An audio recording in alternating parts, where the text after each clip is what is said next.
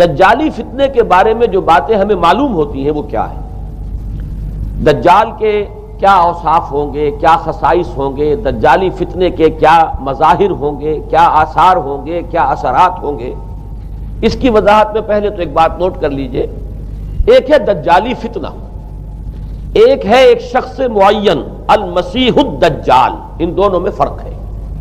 معلوم ایسا ہوتا ہے کہ ایک تو شخص ہوگا جس کا ظہور ہوگا، وہ شخص معین ہوگا، اور اگر احادیث کا تتبع کیا جائے تو معلوم ہوتا ہے کہ وہ یہود کا کوئی بہت بڑا لیڈر ہوگا، اور آخری زمانے میں قریب قیامت کا جو زمانہ ہے، قرب قیامت کا، اس میں جو بڑی عظیم جنگیں ہونے والی ہیں، ان میں جب یہودیوں اور مسلمانوں کا مقابلہ ہوگا اور بہت کریٹیکل سٹیج پر وہ مقابلہ پہنچا ہوا ہوگا، اس وقت حضرت مسیح علیہ السلام کا نزول ہوگا اور وہ دجال اکبر کو یا المسیح الدجال جسے کہا گیا ہے اس کو وہ قتل کریں گے۔ تو المسیح الدجال یہ تو ایک شخص معین ہے، البتہ دجالی فتنہ صرف ایک شخص معین کے ساتھ نہیں متعلق، بلکہ اس کے لیے جو احادیث آئی ہیں ان کا جب ہم تتبع کرتے ہیں، ان سب کو جب جمع کرتے ہیں تو معلوم ہوتا ہے کہ وہ ایک خاص کیفیت ہے، ایک خاص دور میں کچھ ایسی کیفیات پیدا ہو جائیں گی کہ جن کو دجالی فتنے سے تعبیر کیا گیا ہے۔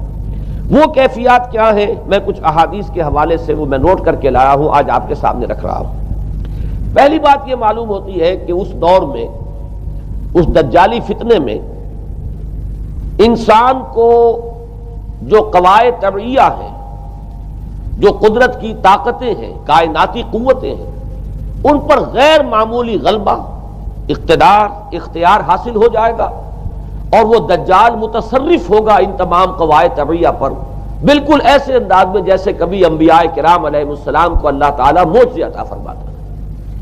وہ معجزے کہ جو اللہ تعالیٰ کے فضل و کرم سے اللہ کے رسولوں کو عطا ہوئے ہیں، گویا کہ وہ سب کی سب کیفیات ہیں کہ جو دجال کے بارے میں قرآن مجید یا احادیث نبیہ میں وارد ہوئی۔ مثلا پہلی بات یہ بتائی گئی کہ اس کے لیے فاصلہ بے معنی ہو کر رہ جائے گا، انتہائی تیز رفتاری ہوگی جو اسے حاصل ہوگی۔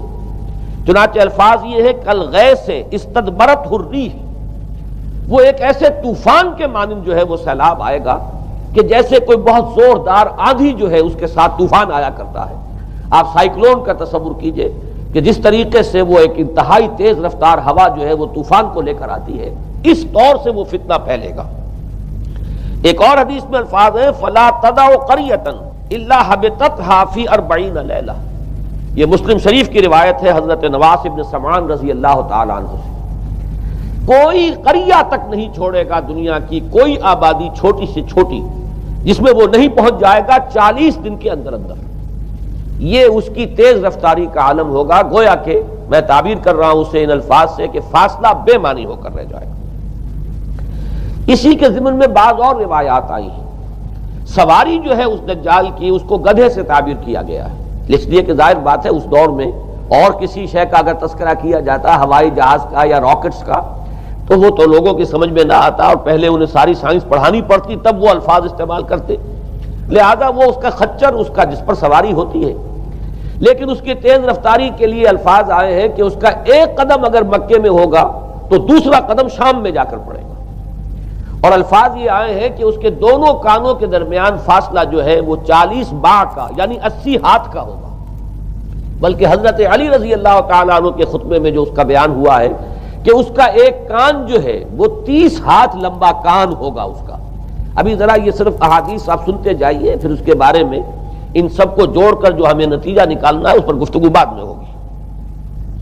اسی طرح آواز کا معاملہ کہ اس کی آواز 4 دانگ عالم میں بیک وقت سنی جائے گی۔ الفاظ یہ ہے ینادی بصوت لہو یسمع لہو ما بین الخافقین، وہ ایک ایسی آواز کے ساتھ پکارے گا کہ جسے مشرق و مغرب کے مابین رہنے والا ہر شخص سنے گا۔ اس کی آواز جو ہے گویا کہ وہ تمام فاصلوں کے جو پردے ہیں اس کے لیے وہ حائل نہیں رہیں گے، بلکہ یہ کہ اس کی آواز جو ہے پوری دنیا میں مشرق و مغرب میں بیک وقت سنائی دے گی۔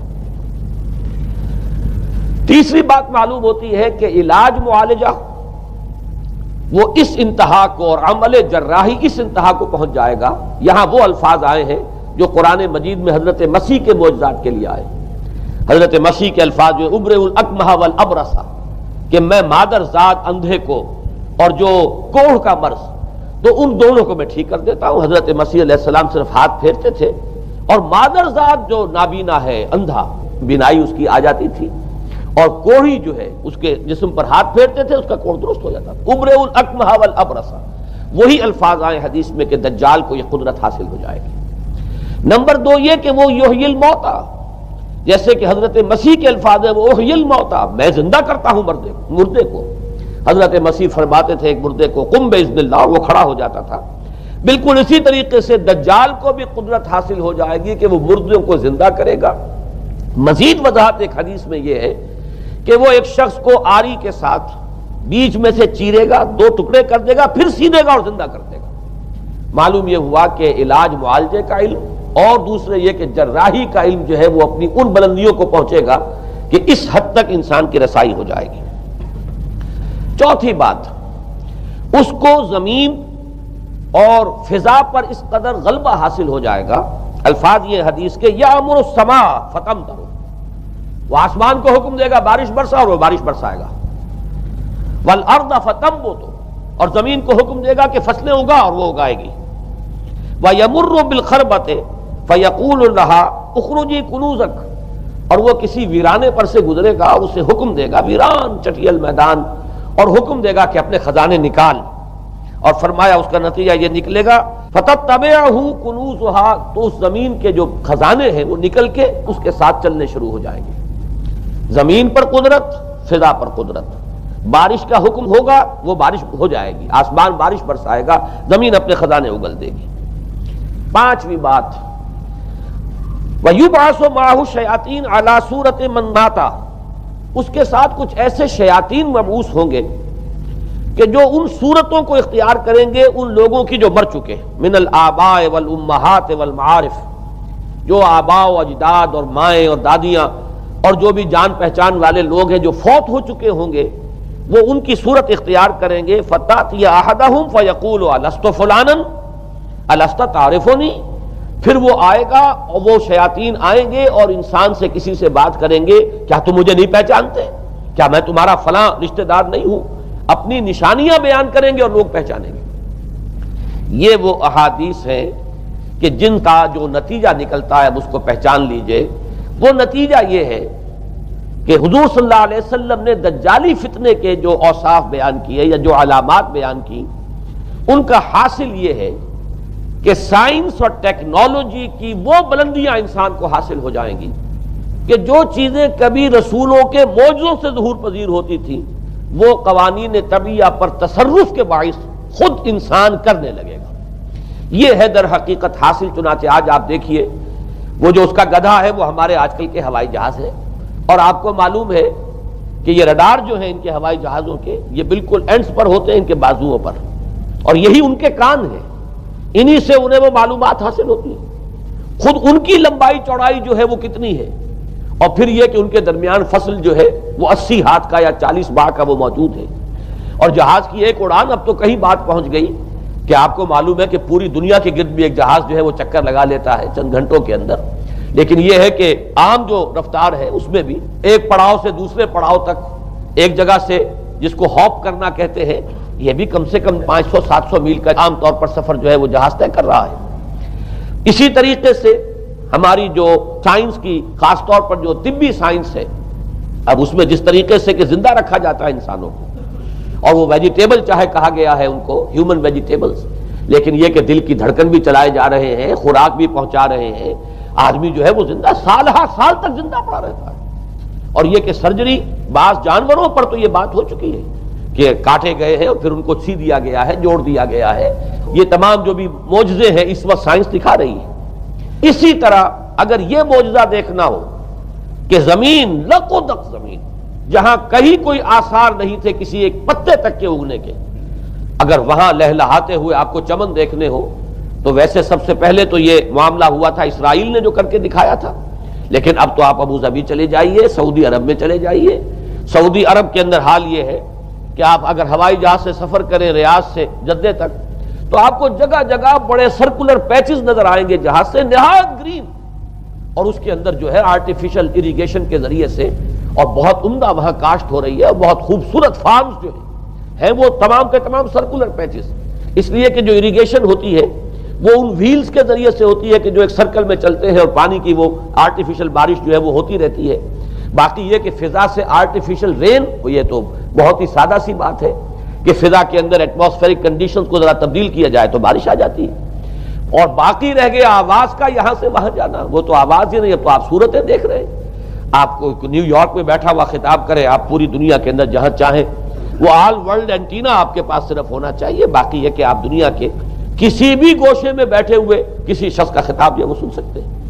تو معلوم یہ ہوا کہ در حقیقت یہ جو دجالی فتنہ ہے، یہ جس کے اوصاف جو بیان کیے گئے، ابھی میں اس کو لفظ فتنہ سے تعبیر نہیں کر رہا، اسے جس چیز نے فتنہ بنایا وہ ابھی میں آپ سے عرض کروں گا، لیکن یہ جتنے اوصاف حدیث میں آئے ہیں، جتنی صفات بیان ہوئی ہیں، جو کوائف وہاں سامنے آ رہے ہیں، ان سب کا حاصل تو ایک لفظ میں یہ ہے کہ سائنٹیفک ڈیولپمنٹ اور ٹیکنالوجیکل ڈیولپمنٹ وہ اس درجے کی ہو جائے گی کہ قواعد طبیعیہ پر، فورسز آف دی نیچر پر انسان کو تصرف اور تسلط حاصل ہو جائے گا، اور وہ انہیں استعمال کرے گا، اور اس طریقے سے اس کے اندر وہ ساری کی ساری کیفیات جیسے کہ آج ہم دیکھ رہے ہیں اپنی نگاہوں کے سامنے وہ پیدا ہو جائیں گی۔ اب سوال یہ ہے کہ اس شے کو فتنہ کس چیز نے بنایا؟ یہ بات سمجھ لیجئے، جہاں تک سائنسی ترقی کا تعلق ہے، تکنیکی ترقی کا تعلق ہے، یہ چیزیں فی الاصل فتنہ نہیں ہے، یہ تو وہ علم آدم الاسماء کلہا کا ظہور ہے۔ اللہ تعالیٰ نے ازل میں حضرت آدم علیہ السلام کو جو صلاحیت عطا فرما دی تھی، یہ ایکسفولیشن ہے اس کا ظہور ہے۔ جیسے کہ آم کی گٹھلی میں آم کا درخت ہے، لیکن ظاہر بات ہے کہ اس کو درخت بننے میں وقت لگتا ہے، پہلے وہ 2 پتے نکلتے ہیں، پھر وہ بڑھتا ہے معاملہ، کئی سال میں جا کر وہ درخت جو ہے وہ جوان ہوگا اور وہ پھل دے گا۔ اسی طریقے سے یوں سمجھیے کہ بالقوہ وہ علم حضرت آدم علیہ السلام کو دے دیا گیا تھا، یعنی وہ صلاحیتیں ودیت کر دی گئیں، وہ فیکلٹیز، سمع اور بصر اور فؤاد، دیکھو سنو نتیجہ نکالو اور آگے بڑھو۔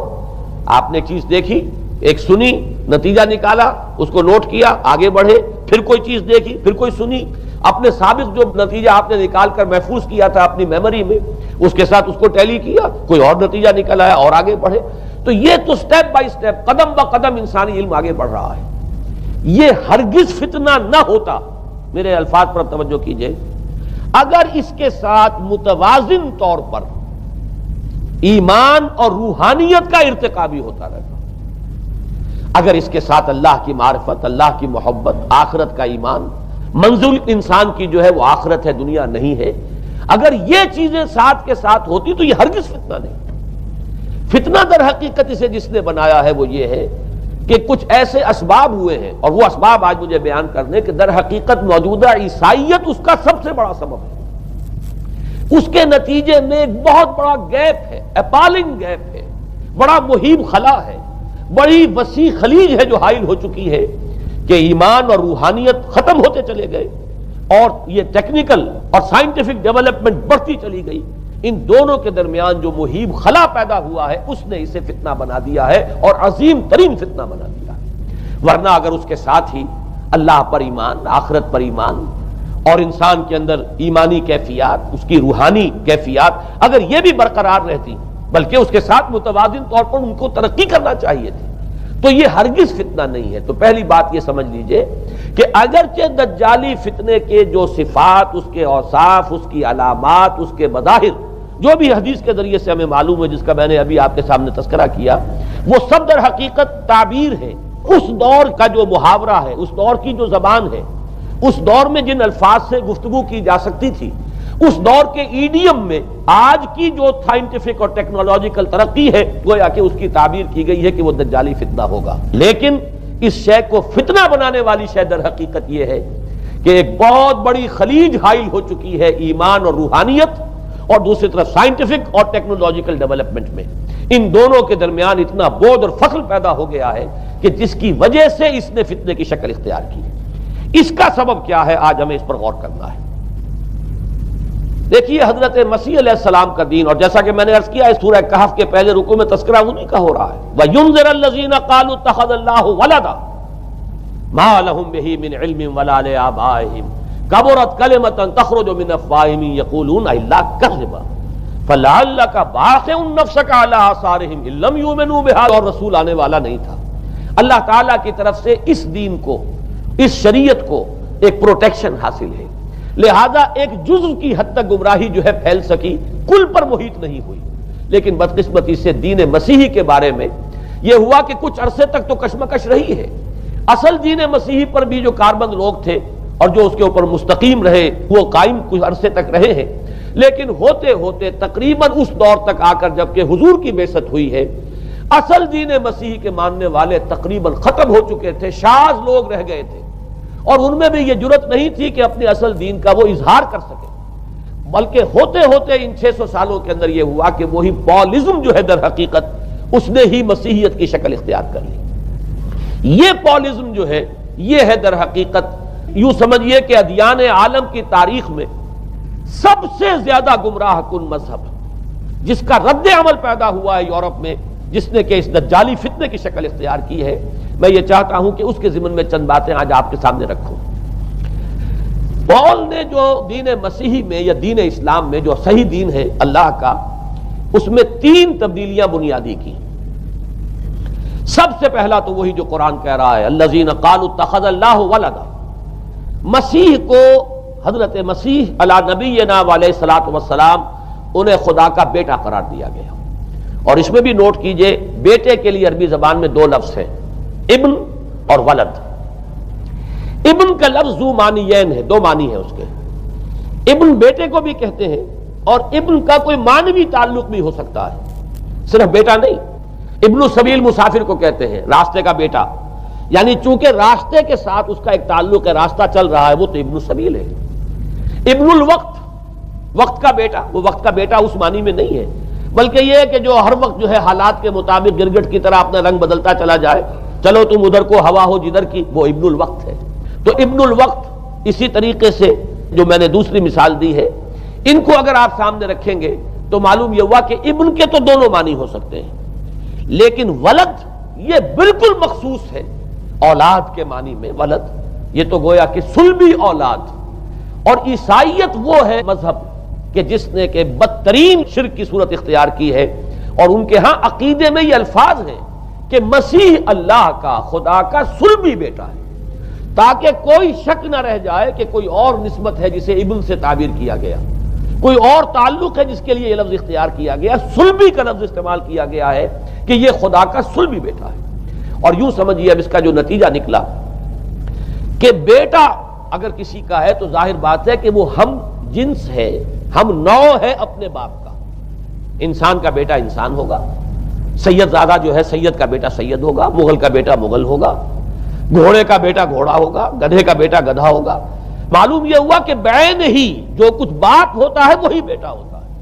لہذا اس لفظ نے در حقیقت شرک کی بدترین صورت اختیار کی کہ بالکل اللہ کے برابر، اللہ کا ہم نوع، گویا کہ بدترین شرک جو ہے شرک فی الذات ہے۔ اور شرک فی الذات کی بدترین صورت یہ ہے کہ جو عیسائیت میں آئی ہے کہ حضرت مسیح علیہ السلام کو اللہ کا صلبی بیٹا قرار دیا گیا۔ اب اس کے نتیجے میں چونکہ ظاہر بات ہے کہ آخر بائبل بھی موجود تھی، اس بائبل کو ایک دم کیسے ختم کر دیتا سینٹ پال؟ سینٹ پال کہیں یا بہرحال میں تو لفظ سینٹ اس کے ساتھ استعمال نہیں کرنا چاہتا، لیکن چونکہ ہمیں یہ ہدایت ہے قرآن مجید کی بھی کہ جو باطل معبود بنا لیے جاتے ہیں انہیں بھی ہم کوئی ان کے لیے توہین والے الفاظ استعمال نہ کریں، لہذا میں یہ لفظ استعمال کر رہا ہوں، ورنہ جی تو چاہتا ہے کہ کوئی اور لفظ اس کے لیے استعمال کیا جائے۔ لیکن جو بھی اس وقت دنیا میں اس کا معروف نام ہے پال، سینٹ پال، تو اس نے چونکہ ظاہر بات ہے کہ پوری بائبل کو کیسے ختم کر دیتا، ایک دم تورات کو کیسے ختم کر دیتا؟ تورات تو آج تک چلی آ رہی ہے بائبل کے ساتھ ملی ہوئی، the old testament, the new testament, یہ دونوں مل کر بائبل بنتی ہے۔ لہذا اب گورکھ دھندا بنانا پڑا انہیں، وہ تسلیس والا گورکھ دھندا، 3 میں 1 1 میں 3، توحید بھی ہے تسلیس بھی ہے، 3 میں 1 1 میں 3۔ اور یہ وہ شے ہے کہ جس نے عقیدے کا تعلق عقل سے منقطع کر دیا، اس لیے سمجھ میں آنے والی بات ہی نہیں۔ 3 میں 1 1 میں 3 ایک گورکھ دھندا ہے۔ نتیجہ انہوں نے یہ نکالا کہ ڈوگما در حقیقت اس کا عقل سے کوئی تعلق نہیں، ڈوگما بس عقیدہ ہے، اور اس عقیدے ہی کے اوپر سارے دین کی بنیاد ہے، باقی وہ عقل میں آئے نہ آئے، عقل کے لیے قابل قبول ہو یا نہ ہو۔ یہ بات اچھی طرح سمجھ لیجئے کہ اگرچہ ہمارے ہاں بھی ہم بھی یہ بات کہتے ہیں کہ بہت سے حقائق جو ہے کائنات کے وہ ایسے ہیں کہ جن تک عقل کی رسائی نہیں ہے اس کے لیے ہم مجبور ہیں، محتاج ہیں وحی کی ہدایت کے. لیکن دو چیزوں میں فرق کیجئے، ایک ہے عقل سے ماورا ہونا اور ایک ہے عقل کے خلاف ہونا. ان دونوں چیزوں میں زمین و آسمان کا فرق ہے. ایک وہ حقائق ہے کہ جو عقل از خود ان تک رسائی حاصل نہیں کر سکتی، لیکن جب وہ سامنے آتے ہیں تو عقل تسلیم کرتی ہے کہ ہاں یہ بات سمجھ میں آتی ہے. ایک وہ چیزیں ہیں کہ جن کو عقل تسلیم نہیں کرتی. تو ایک ہے مخالف عقل، ایک ہے ورائے عقل. ان دونوں میں زمین و آسمان کا فرق ہے. ہمارے دین میں تو عقل کو اپیل کیا گیا ہے، لعلکم تعقلون، لعلہم یعقلون اولو الالباب الذین یعقلون. اب ظاہر بات ہے کہ عقل کو ہاتوا برہانکم ان کنتم صادقین، لاؤ دلیل اپنی. تو دلیل سے عقل سے اپیل کی گئی. اور اس میں وہ رشتہ جو میں نے کئی مرتبہ بیان کیا علامہ اقبال کے اشعار کے حوالے سے کہ عقل گو آستاں سے دور نہیں، اس کی قسمت میں پر حضور نہیں. اور گزر جا عقل سے آگے کہ یہ نور چراغ راہ ہے، منزل نہیں ہے. منزل تک تو عقل نہیں پہنچائے گی لیکن راستہ تو دکھاتی ہے. اور جب کہ وحی کی روشنی سامنے آتی ہے تو عقل اس کی تصدیق کرتی ہے. یہ ہے ہمارا موقف اور یہ ہے عقلی معقول موقف. لیکن عیسائیت نے، بلکہ کہنا چاہیے پالزم نے، مجھے یہاں پر لفظ عیسائیت اب استعمال کرنا نہیں چاہیے اس لیے کہ حضرت عیسیٰ سے اب اس کی نسبت نہیں رہی. حضرت عیسیٰ سے اس کی نسبت جو ہے یہ مس نومر ہے، یہ غلط نام ہے. دی 100 کا مصنف جو ہے ڈاکٹر مائیکل ہارٹ، اس نے یہ بہت بڑی بات کہی. اس نے کہا در حقیقت موجودہ جو عیسائیت ہے اسے پالزم کہنا چاہیے. یہ پالزم ہے، کرسچینٹی نہیں ہے.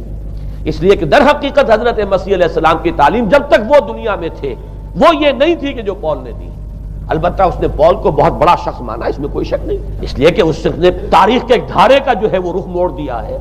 اللہ تعالیٰ کے صحیح دین کو گویا کہ قلع کما کر کے ایک نیا دین اس طریقے سے پھیلایا ہے کہ آج بھی شاید دنیا میں کثیر ترین تعداد عیسائیت ہی کے نام لیواؤں کی ہے، واللہ عالم، یا شاید گوتم بدھ کے ماننے والوں کی ہے.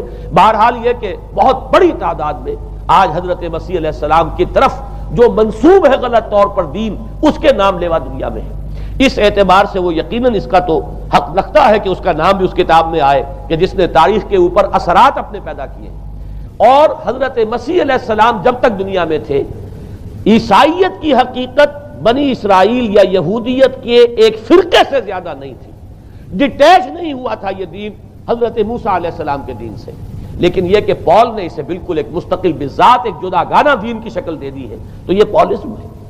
پالزم نے در حقیقت سب سے پہلا کام یہ کیا کہ عقل سے بالکل تعلق منقطع کر دیا. عقیدہ، ڈوگما جو ہے وہ خلاف عقل، جو بات عقل میں آئے نہ آئے بس ماننی ہے. تو پہلی تو یوں سمجھیے کہ نقب جو لگی ہے دین کے اندر وہ اس تسلیس کے حوالے سے، اور تسلیس کا گورکھ دھندا خلاف عقل، لہذا ڈوگما کی جو کا لفظ جو استعمال ہوا ہے کہ بس اس کو تو ہم مانیں گے چاہے وہ عقل کے لیے قابل قبول ہو چاہے نہ ہو. دوسرا اس سے بھی زیادہ آپ دیکھیے ایک سے ایک بڑھ کر اینٹ رکھی جا رہی ہے. خشت اول چونے حد میں مار کج تاثریہ امیر ابد دیوار کج. دوسرا کفارے کا عقیدہ جو مبنی ہے صلیب کے عقیدے پر. مسیح نے انتہائی ذلت کی موت، یعنی صلیب کی موت جو ہے وہ خود کہتے ہیں کہ انتہائی ذلت کی موت ہے. یہ ذلت کی موت کا پیالہ اس لیے پیا تاکہ اس کے ماننے والوں کی طرف سے کفارہ ادا ہو جائے. مسیح کفارہ ادا کر چکا ہے. اب جو شخص بھی مسیح کو مان لے گا اس کی گویا کہ نجات ہو گئی. اس کا عمل سے کوئی تعلق نہیں. عمل ہو نہ ہو، بد کردار ہو، اچھا کردار والا ہو، نیک ہو، بھلا ہو، جیسا بھی ہو، برا ہو، بدماش ہو، لچا ہو، لفنگا ہو، مسیح کو مان لے. صرف ماننے پر، اس لیے کہ مسیح تو اس کی طرف سے کفارہ پیش کر چکا. سارے گناہوں کا کفارہ جو ہے مسیح نے انتہائی ذلت آمیز موت جو ہے قبول کر کے گویا کہ اپنے ماننے والوں کے تمام گناہوں کا کفارہ دے دیا ہے. یہ دوسرا عقیدہ. اس کا نتیجہ کیا نکلا؟ تسلیس نے عقل سے تعلق توڑ دیا تھا مذہب کا، اس نے عمل سے تعلق توڑ دیا. ڈوگما ہی ڈوگما ہے، نہ عقل سے کوئی تعلق نہ عمل سے کوئی تعلق. کوئی تعلق نہیں رہا. دین کی جڑیں جو ہیں دونوں اعتبار سے، دین تو نام ان دو چیزوں کا الا الذین آمنوا وعملوا الصالحات، دونوں کی گویا کہ جڑیں منہدم ہو گئیں، بنیادیں منہدم ہو گئیں، جڑیں کاٹ دی گئیں کہ نہ اس کا تعلق عقل کے ساتھ ہے نہ عمل کے ساتھ ہے. تیسری بات آئی ہے، اس نے کہا شریعت منسوخ. یہ عجیب ہے، دیکھیے جسے آئرنی آف فیٹ کہتے ہیں انگریزی زبان میں. ابھی تک بائبل کے اندر سینٹ میتھیو کے جو روایت ہے متی کی انجیل جسے کہا جاتا ہے gospel of the Lord according to Saint Matthew, اس میں جو سرمن آف دی ماؤنٹ ہے، ایک واعظ ہونے کے اعتبار سے واقعتاً میں اس کی عظمت کا بڑا قائل ہوں، عظیم ترین واعظ ہے دنیا کا۔ اس کے شروع میں یہ الفاظ موجود ہیں، don't think I have come to destroy law, ہرگز یہ نہ سمجھنا کہ میں شریعت کو ختم کرنے آیا ہوں۔ وہ یہ کہہ کر گئے تھے کہ شریعت موسوی تم پر لاگو رہے گی، عائد رہے گی، لیکن پال نے تیسرا نقب لگایا، شریعت ساقط کر دی۔ اس کی ضرورت کیوں محسوس ہوئی یہ بھی سمجھ لیجئے۔ حضرت مسیح یہ کہہ کر گئے تھے کہ میں صرف بنی اسرائیل کے لیے آیا ہوں، میں اسرائیل کے گھرانے کی کھوئی ہوئی بھیڑوں کی تلاش میں آیا ہوں۔ انجیل میں یہ الفاظ آج بھی موجود ہیں۔ حضرت مسیح نے اپنے حواریین کو جب بھیجا ہے کہ اب جاؤ تبلیغ کرو میری طرف سے، اس کی ہدایتوں میں ایک ہدایت یہ بھی ہے کہ تمہیں صرف اسرائیلیوں تک تبلیغ کرنی ہے، باہر نہیں، میں صرف اسرائیلیوں کی طرف رسول بنا کر بھیجا گیا ہوں۔ یہ الفاظ بھی موجود ہیں، اگرچہ اس وقت کے انجیل میں جو الفاظ ہیں وہ تو میں سمجھتا ہوں کہ حضرت مسیح علیہ السلام کے شایان شان نہیں ہے، وہاں کوئی نہ کوئی تحریف ہوئی ہے لفظی، اس لیے کہ وہاں تشبیہ یہ دی گئی ہے کہ کوئی اپنے بچے کے حصے کی روٹی جو ہے کتے کے آگے نہیں ڈالتا۔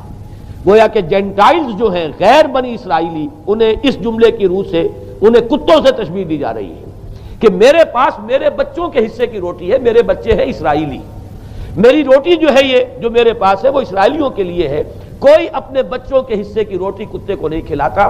یہ جملہ تو میں سمجھتا ہوں حضرت مسیح کا نہیں ہو سکتا، لیکن یہ ہدایت کہ تمہیں تبلیغ صرف اسرائیلیوں میں کرنی ہے، یہ قرآن مجید کی روح سے ثابت ہے، اس لیے کہ قرآن بھی یہ کہتا ہے کہ رسولاً الی بنی اسرائیل، حضرت مسیح علیہ السلام رسول بنا کر بھیجے گئے تھے بنی اسرائیل کی طرف، اس لیے کہ وہ یوں سمجھیے کہ جسے ہمارے ہاں عام اصطلاحات میں علماء کہا کرتے ہیں تاج و تخت ختم نبوت، وہ تاج و تخت ختم نبوت تو ابھی منتظر تھا محمد الرسول اللہ صلی اللہ علیہ وسلم کی آمد کا، کہ وہی آئیں گے تو انہی کی بعثت ہوگی پوری نوع انسانی کی طرف۔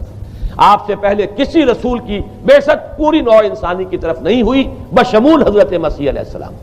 ہر جو ہے رسول جو آیا ہے آپ سے پہلے اپنی اپنی قوموں کی طرف آیا ہے، لیکن اس پال نے کیا کیا؟ پہلے تو یہ اصول توڑا، ہم اس دین مسیحی کی یا جو پالزم ہے اس کی اب تبلیغ کریں گے غیر اسرائیلیوں میں بھی۔